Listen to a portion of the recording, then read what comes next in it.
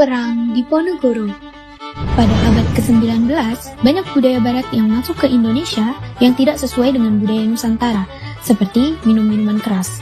Belanda juga mulai ikut campur dalam urusan pemerintahan dan menetapkan pajak yang tinggi kepada rakyat.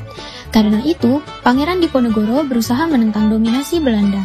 Pada tahun 1823, tokoh Belanda bernama Jonkheer Anthony Hendrik Smitherd yang terkenal sangat anti terhadap Pangeran Diponegoro diangkat sebagai residen di Yogyakarta. Tahun 1825, Smitherd merencanakan pembangunan sebuah jalan dan mulai menyuruh para pekerja untuk memasang anjir, yaitu suatu perancang atau patok yang sengaja melintasi tanah leluhur milik Pangeran Diponegoro. Pangeran Diponegoro memerintahkan rakyat untuk mencabut anjir tersebut, namun Smitherd memasang kembali anjir-anjir tersebut. Anjir-anjir tersebut kemudian dicopot oleh pengikut Diponegoro. Insiden inilah awal mula terjadinya Perang Diponegoro. Tanggal 20 Juli 1825, warga Tegalreja berkumpul di dalam Tegalreja sambil membawa berbagai macam senjata dan menyatakan dukungan kepada Pangeran Diponegoro. Pertempuran pun berlangsung sengit, dan dengan berbagai pertimbangan, Diponegoro dan para pengikutnya mundur ke arah Bukit Selarong. Setelah 3 minggu penyerangan di Tegalreja, pasukan Diponegoro kembali menyerang keraton Yogyakarta yang kemudian dimenangkan oleh pasukan Diponegoro. Pangeran Diponegoro terus mengobarkan semangat perang Sabil, yaitu perang yang membela Islam. Dan perlawanan yang dijalankannya pun akhirnya dapat berjalan dengan efektif sehingga Diponegoro dapat memperluas wilayah perang hingga ke Banyumas, Pekalongan, Semarang, Kedung, dan Rembang, serta ke arah timur seperti Madiun, Kediri, dan sekitarnya. Perang yang dikorbankan Diponegoro mampu menggerakkan kekuatan di seluruh Jawa hingga sering disebut sebagai Perang Jawa. Belanda mengirim pasukan tempur untuk melawan Diponegoro.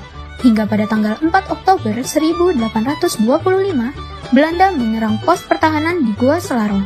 Namun, pos tersebut kosong. Hal ini termasuk bagian dari strategi Pangeran Diponegoro. Pangeran Diponegoro menggunakan banyak strategi dalam melawan Belanda, seperti penyerangan langsung menggunakan pasukan yang besar, menggunakan prinsip perang gerilya, dan strategi perang atrisi atau penjamuan.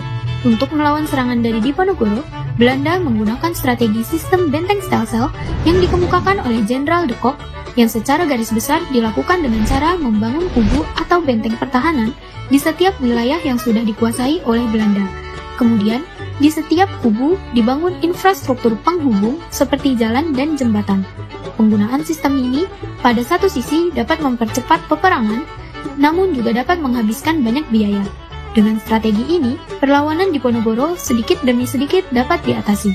Para pemimpin yang membantu Diponegoro banyak yang tertangkap. Namun, pasukan di bawah pimpinan Sentot Prawirodirjo berhasil menyerang benteng Belanda di Nanggulan. Pasukan Belanda dikonsentrasi untuk mendesak dan mempersempit pergerakan pasukan yang dipimpin Sentot dan mencoba untuk mengajak berunding, namun ajakan ini selalu ditolak. Sehingga Belanda meminta bantuan Arya Prawirodiningrat untuk membujuk Sentot dan hal ini berhasil. Akhirnya, pada tanggal 28 Oktober 1830, Jenderal de Kock berhasil menjepit pasukan Diponegoro.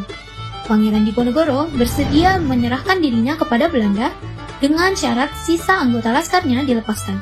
Kemudian, Pangeran Diponegoro ditangkap dan diasingkan ke Manado, hingga kemudian dipindahkan ke Makassar hingga wafatnya di Benteng Rotterdam tanggal 8 Januari 1855.